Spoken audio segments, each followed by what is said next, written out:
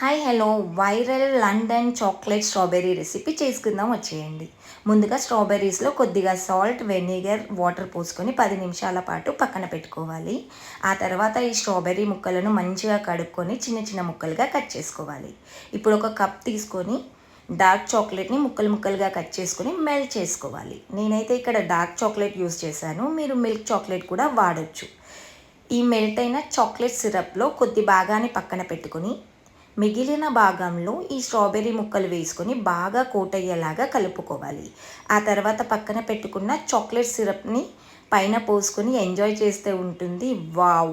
ఒక్కసారి చేసుకున్నారంటే మళ్ళీ మళ్ళీ చేసుకొని తప్పకుండా తింటారండి.